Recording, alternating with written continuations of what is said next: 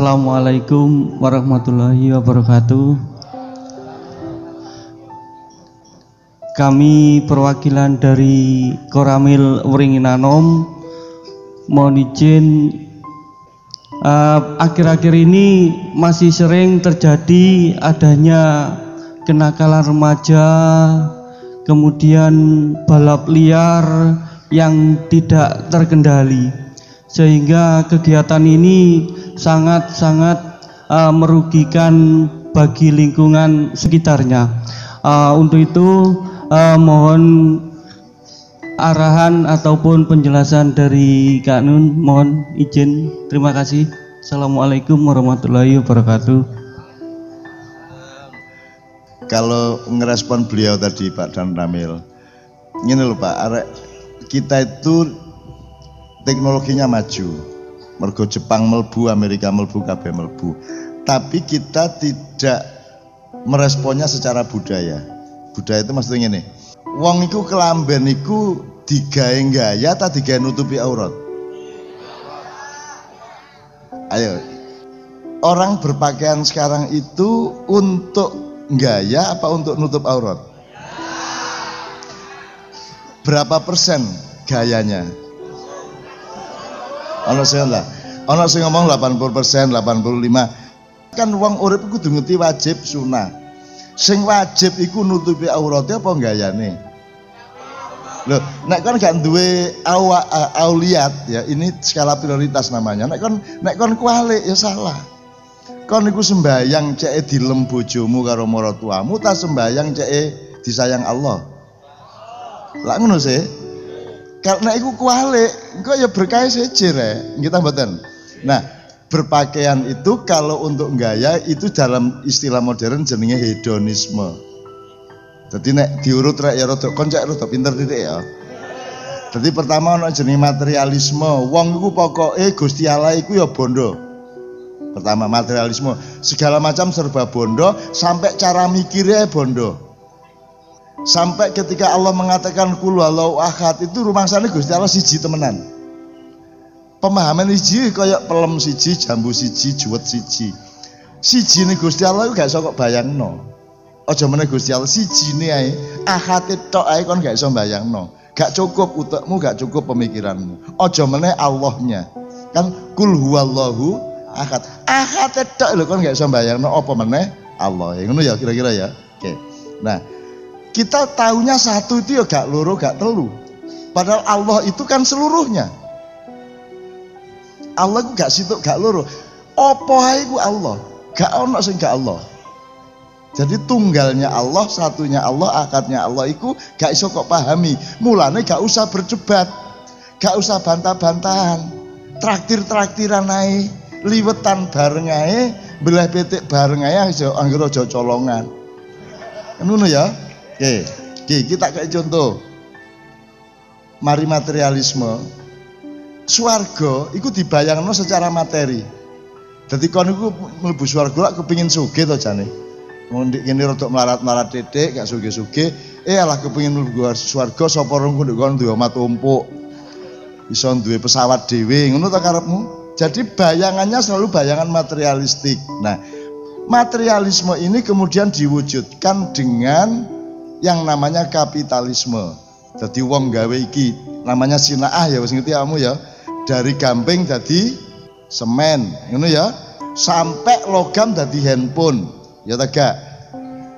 Nah, itu namanya sinaah teknologi. Nah, teknologi ini alat supaya materialisme bisa berguna bagi manusia, bisa digunakan bagi manusia, ya. Itu namanya kapitalisme. Jadi sembarang didadekno modal, didadekno kapital, sembarang diperalat. Makanya manusia kemudian berbuat kejam kepada alam, karena alam duduk dulure. Alas duduk dulure nebang sak karep-karepe dheke. Nek dulure kan dijogo bareng-bareng. Nek wong Jawa gak, alam iku dulur.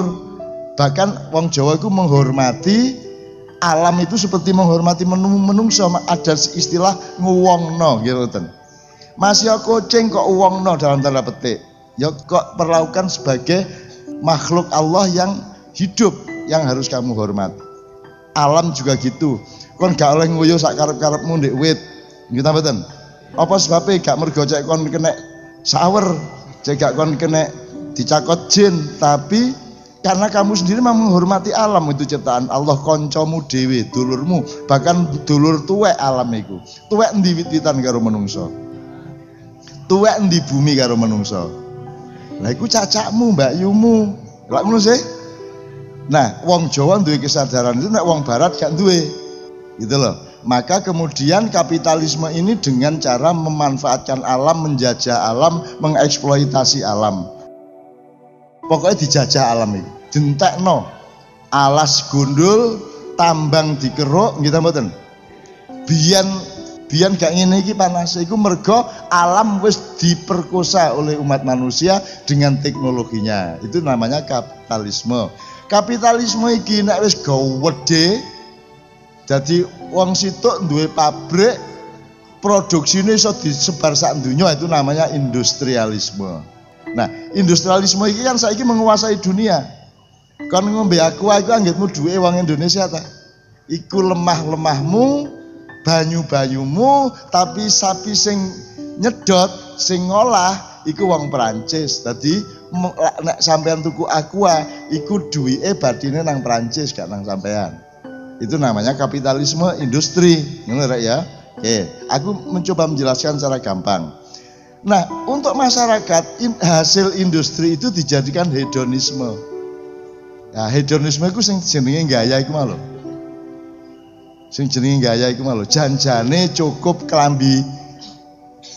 Aku ndek kelambi rada apik iki rek, ya. Iki mesti gak tuku dhewe, mesti. Tak jamin. Angger aku duwe klambi apik iki mesti dikai jamaah. Nek aku tuku dhewe kan karo aku iki tuku klambiku 18. Murah regane mek 37.500, tak tuku 18 iku berlaku 10 tahun lebih. Bendina iku klambiku padahal akeh. Wis ireng karo putih, wis iku tok. Sampai bojoku gumun iki wong siji iki opo sih? Gak tahu ganti, gak duwe jas, gak duwe sepatu. Dasian iku ya isin. Aku dasian iku jan gak iso urip rasane.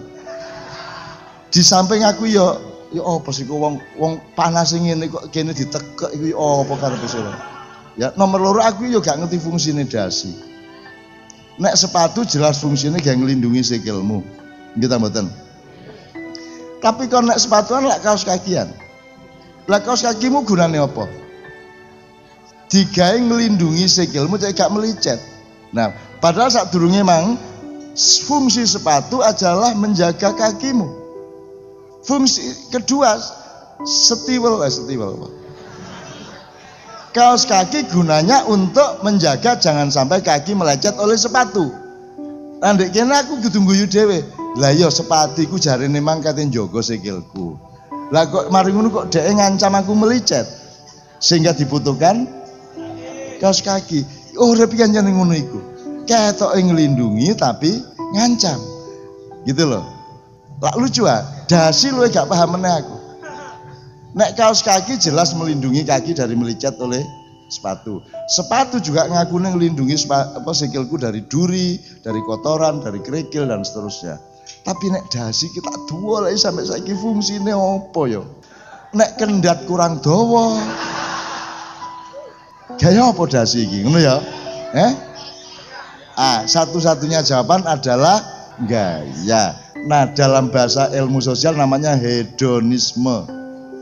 Mulane Kanjeng Nabi tahu wis mbayangno meneh-meneh ku ana wong wedok sing ndase nganggo punuk unta. Ngene kok. Ngene. Iku mesti subalan loh. Terus gak mungkin rambut sampai ini ya. Iku mesti disubal iku kawul dicampur apa. Nah, dari sini kita jadi tahu nyun sewu ini seperti yang dikeluhkan beliau-beliau tadi. Nek jilbab itu atau hijab itu ternyata fungsi utamanya adalah untuk hedonisme, untuk gaya. Jangan kaget, motor itu jangan gaya apa sih? Motor itu lah kudune untuk supaya kamu bisa lebih efektif mencapai suatu tempat. Nah, aku saiki takon, arek-arek nom tuku motor iku Pak Dan Ramil, iku digawe menempuh fungsi supaya efisien, membawa dia dari suatu tempat ke tempat. Tak digawe pamer. Digawe gaya. Lah kalau sesuatu tidak pada fungsinya ya dadi ngono iku.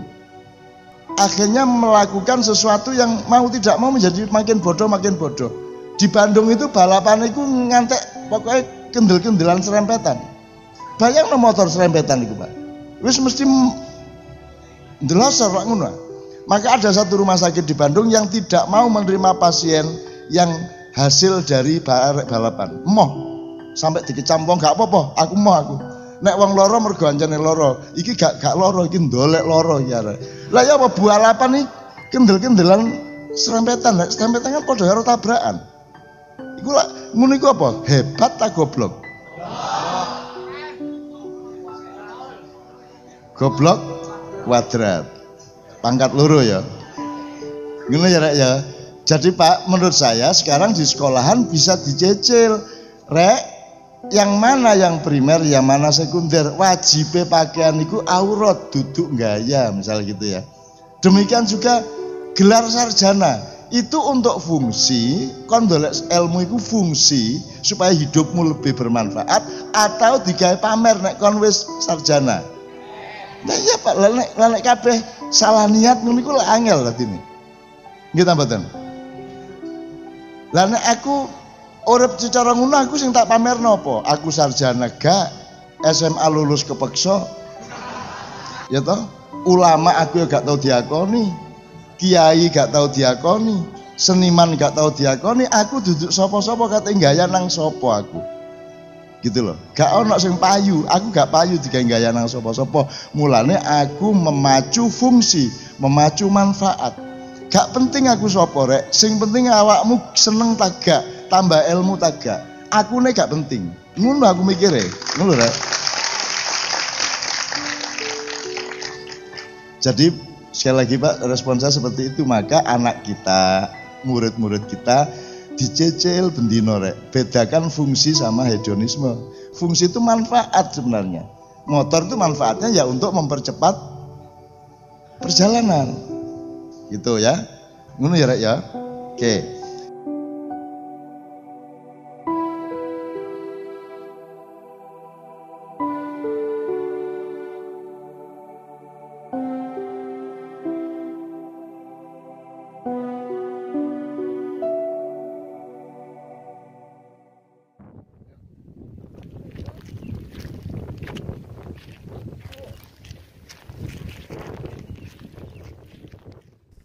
Assalamualaikum, selamat datang di Bawah Hikmah.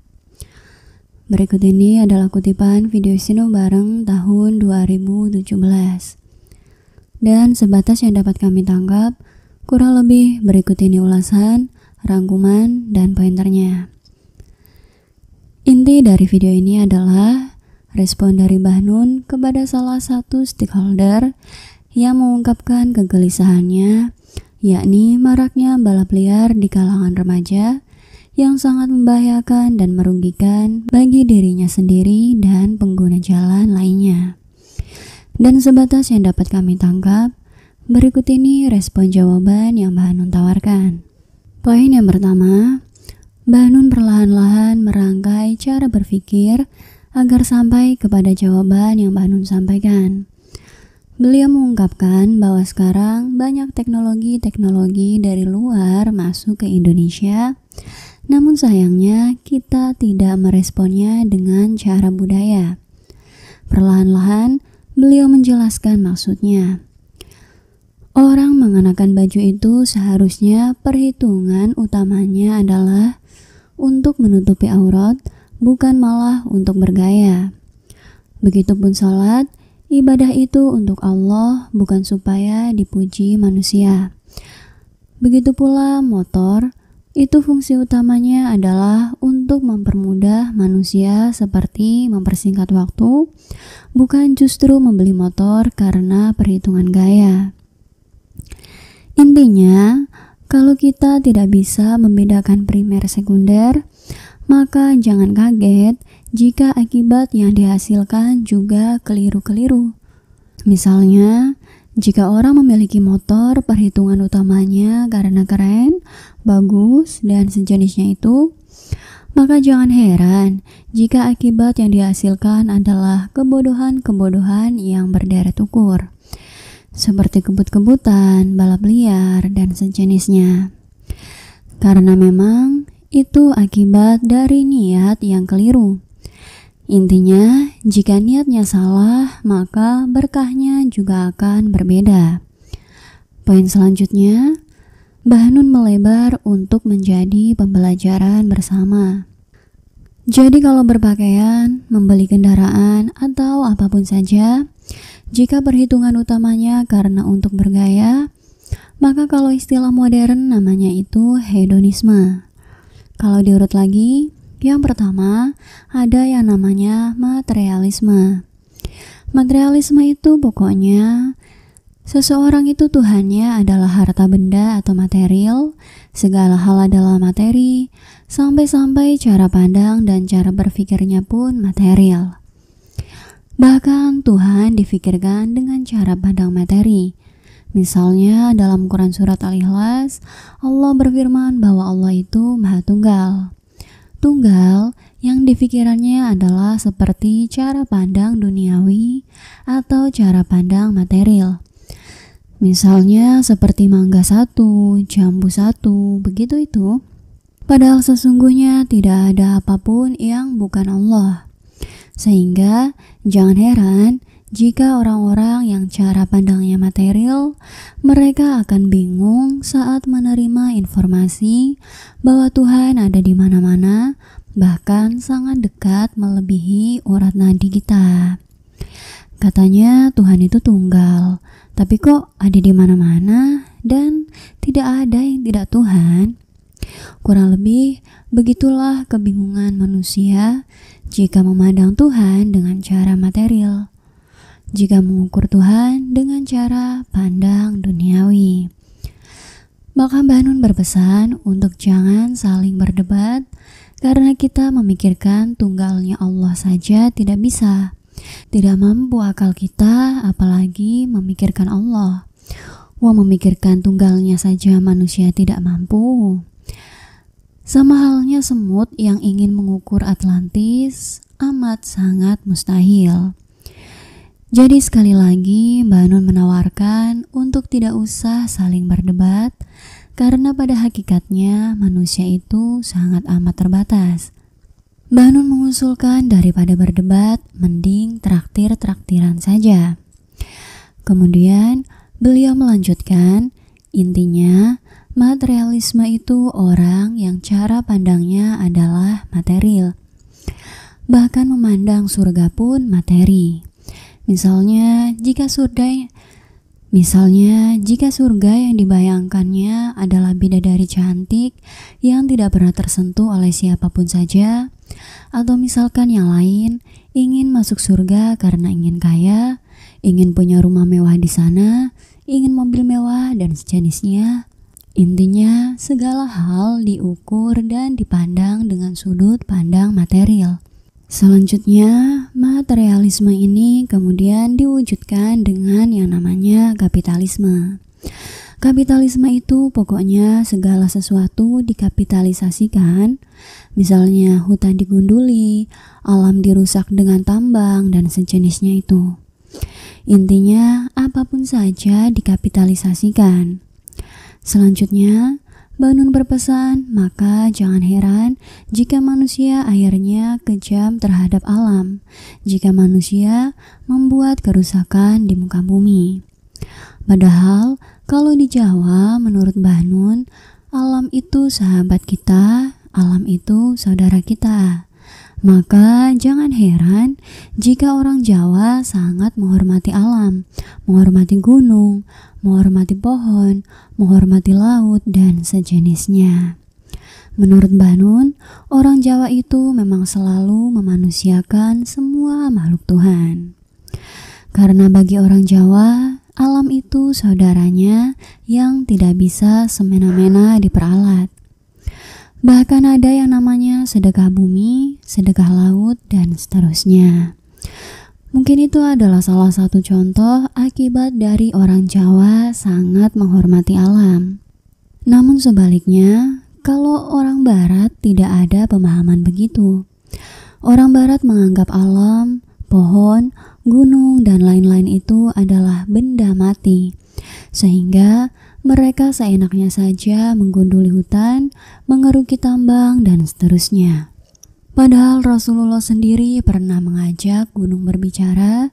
Sekilas bagi orang modern mungkin akan menganggap gila jika ada orang yang berbicara kepada gunung.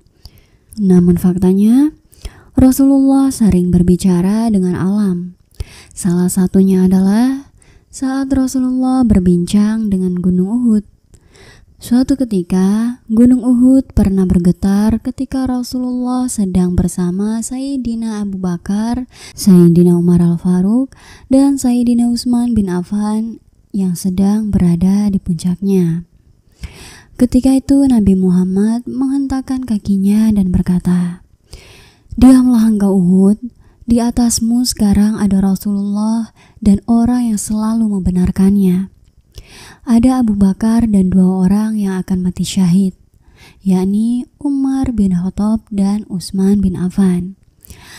Tak lama setelah Rasulullah menghentakkan kakinya, gunung itu berhenti bergetar sebagai tanda kerinduan dan kegembiraan menyambut Rasulullah.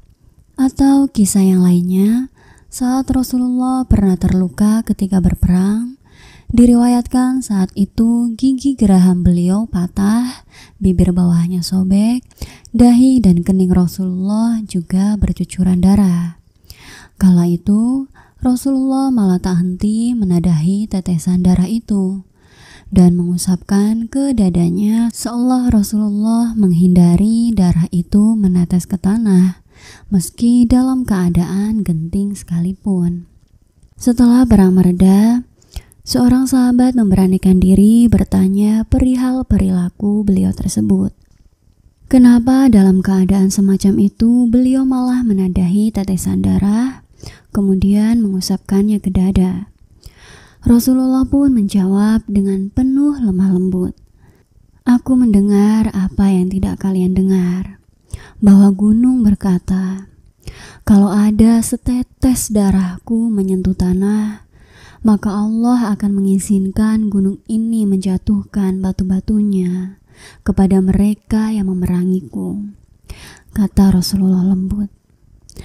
Mendengar jawaban itu, para sahabat kembali bertanya, "Mengapa engkau tidak mendoakan para musuh itu supaya celaka?" Rasulullah kembali menjawab, "Sungguh, aku tidak diutus untuk melaknat, akan tetapi aku diutus untuk berdakwah kepada mereka dan menyebarkan rahmat kepada alam semesta," jawab Rasulullah. Selanjutnya, Rasulullah pun berdoa, "Ya Rob, berilah hidayah kepada mereka, karena sesungguhnya mereka tidak mengetahui." Begitu banyak kisah-kisah Rasulullah berbicara kepada alam. Bahkan Nabi Sulaiman pun berbicara kepada pohon, gunung, bahkan binatang. Atau juga firman Allah yang menyebut bahwa gunung, pohon, dan apapun saja bertasbih kepada Allah. Jika kita beriman, maka kita tidak akan menganggap bahwa gunung, batu, pohon itu adalah benda mati. Mereka adalah makhluk Allah yang juga harus kita hormati. Lantas, bukan berarti tidak boleh menebang pohon atau menambang ya. Namun perbedaannya ada pada kadarnya. Jikalau tanpa izin dan berlebihan, jelas itu menyakiti alam. Poin terakhir, Mbah Nun melanjutkan, jadi setelah materialisme kemudian diwujudkan dengan kapitalisme dan dipuncaki dengan industri. Itulah yang berlangsung di dunia ini. Kemudian Mbah Nun berpesan mulai sekarang mencicil kepada anak dan murid-murid kita agar bisa membedakan fungsi dengan hedonisme. Misalkan memberi pemahaman kalau motor itu fungsinya mempermudah manusia, bukan untuk bergaya. Kurang lebih itu inti dari respon yang Mbah Nun tawarkan kepada penanya sebatas yang mampu kami tangkap. Oke dulur-dulur, Sampai di sini dulu ya ulasan atau pointernya.